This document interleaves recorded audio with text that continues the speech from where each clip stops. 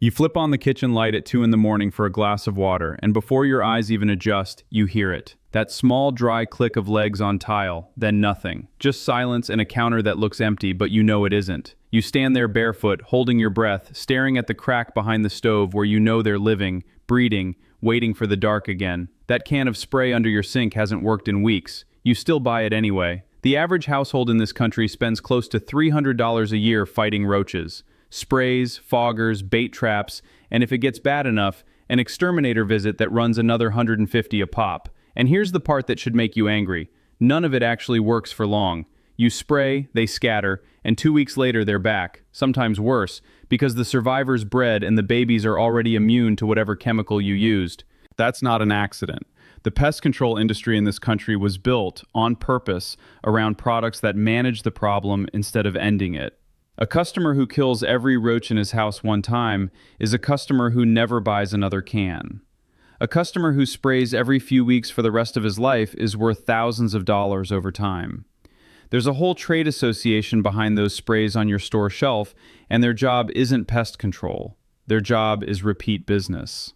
The Amish never bought a single can of that stuff in their life. I remember the first time I understood that. I was standing in a farmhouse kitchen outside Berlin, Ohio, in Holmes County, talking to a woman named Katie about her canning shelves, and I noticed something. No roach traps under the sink, no sticky strips behind the stove, no chemical smell in the air the way there is in almost every American kitchen I've ever walked into. I asked her, half joking, if they just didn't get roaches out here. She laughed at me. She said everybody gets roaches. The difference is what you do about it. Here's where the story gets interesting, and it's not folklore, it's documented history. After World War II, the pesticide industry in America exploded. Chemical companies that had spent the war years manufacturing compounds for the military suddenly had factories built for mass production and nowhere to sell it. So they turned to the American home. Between the late 1940s and the mid-1950s, spending on household pest control advertising increased dramatically, with companies pouring money into magazine ads and radio spots that convinced ordinary families that a can of spray under the sink was modern, clean, and necessary. Before that boom, most American households, Amish and English alike, handled pests with cheap mineral powders, traps, and basic sanitation. The chemical industry didn't just sell a product, it sold the idea that the old ways were dirty and backward, and it worked so well that within a generation, nobody remembered the old ways at all. The Amish never got the memo because they never watched the television ads that sold it. So let's get into what actually works, because none of it needs a chemical plant and none of it needs an exterminator. The first thing you need to understand is why roaches die from certain simple substances and not others. Roaches breathe through tiny holes along their body called spiracles, not through a nose or mouth. Anything that can either suffocate them or physically damage that breathing system from the inside works far better than a spray that just sits on the surface and evaporates in a day. Start with the one everybody's asking about, the one that costs about $1. Take a spray bottle and mix 3% hydrogen peroxide, the same brown bottle you already have in your bathroom cabinet, with an equal part of warm water. Add a small squeeze of dish soap, maybe half a teaspoon for a full bottle. The soap breaks the surface tension of the liquid so it doesn't just bead up and roll off a roach's waxy shell. It soaks in instead. When that mixture hits a roach directly, the hydrogen peroxide breaks down and releases oxygen gas right through their exoskeleton, which damages their cell structure fast. And the soap clogs those spiracles I mentioned so they can't breathe. Spray it directly into cracks, along baseboards, and around the nest at night when they're active, and you'll see results within an hour. A single bottle costs about $1 and covers your whole kitchen for a month of nightly treatment. But the spray only kills what it touches. For the ones hiding deep in the walls, you need something they carry back to the nest themselves. This is where boric acid comes in, and it's been sitting in hardware stores for over 100 years for about $6 a pound, which will last you an entire year. Mix it with a little sugar and just enough water to make a thick paste. Then dab small amounts, about the size of a pea, into corners, under appliances, and along the back of cabinets. Roaches eat it, carry the powder back on their legs to the nest, and it works two ways once inside their body. It scrapes and damages their digestive tract like ground glass would, and it disrupts their metabolism at the same time. Because they groom each other and eat their own dead, one roach that finds your bait can wipe out dozens more in the colony over the following week. This is the technique that actually kills the nest, not just the roach you can see. Diatomaceous earth is the third piece, and it costs around $8 for a bag that will last you years. This is fossilized algae ground into a powder so fine it feels like flour to your hand, but under a microscope, every particle is sharp as broken glass. Dust it in a thin, barely visible layer along baseboards, behind the refrigerator, and in the gap under your stove. When a roach walks through it, the powder scratches through the waxy coating on their shell that normally holds moisture in.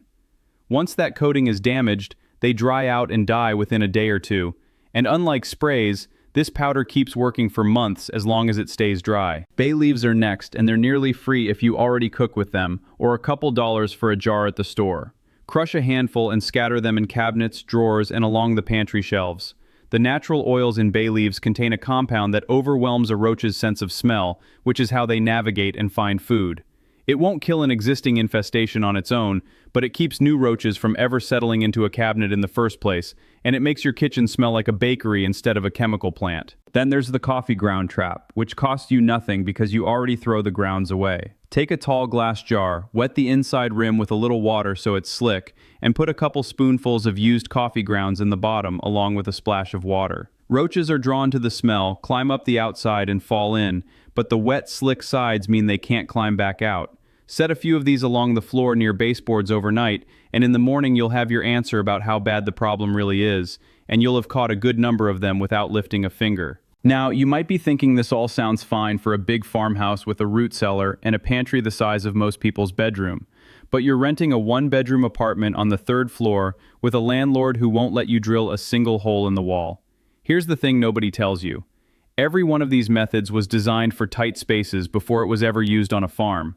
A boric acid dab the size of a pea works exactly the same in a studio apartment kitchen as it does in a 6-bedroom farmhouse, because roaches don't care how big your home is, they care about cracks, warmth, and food.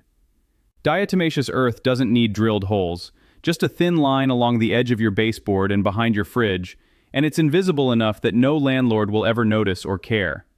The spray bottle costs $1 whether you're treating 400 square feet or 4,000.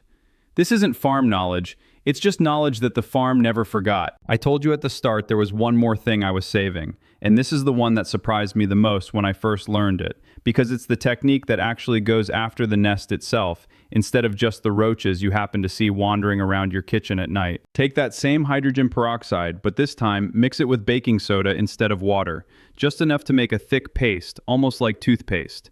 Add a tiny bit of sugar to draw them in. Roaches will eat this paste because the sugar smells like food to them, but once it's inside their body, the baking soda reacts with the acid in their stomach and produces gas. Roaches, unlike most insects, cannot burp or release that gas the way we can. The pressure builds inside them until it ruptures their digestive system from the inside, and it kills them within hours. The reason this one matters so much is where you place it. Instead of putting it out in the open, you push small dabs of this paste directly into the cracks and gaps you believe lead back to the nest itself, behind the stove, along pipe entry points under the sink, inside the void behind an outlet cover. Because it kills slowly enough that the roach makes it back to the colony before dying, and because roaches eat their own dead and injured, this paste doesn't just kill the individual, it works its way through the entire nest over about a week, wiping out roaches you never even saw. This is the technique that ends an infestation instead of just thinning it out for a few days. I want to tell you about a woman named Ada Fisher, because her story is the reason I trust all of this in the first place. Ada ran a small dry goods store out of the front room of her house in Lancaster County back in the early 1950s, right around the time those pesticide ads were flooding every radio station in the country. A traveling salesman came through selling a new insecticide spray, promising it would clear her stockroom of roaches in a single afternoon, and he practically begged her to buy a case of it for the store. Ada told him no. She'd already been using boric acid dabs and bay leaves in that stockroom for years, and she wasn't about to spend good money on something in a metal can when what she had cost pennies and actually worked.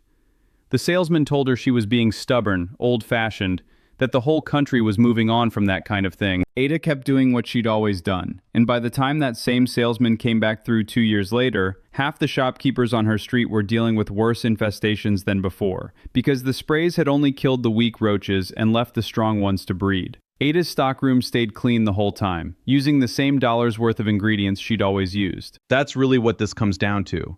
It's not just about roaches, it's about who gets to decide how you spend your money and your time in your own home.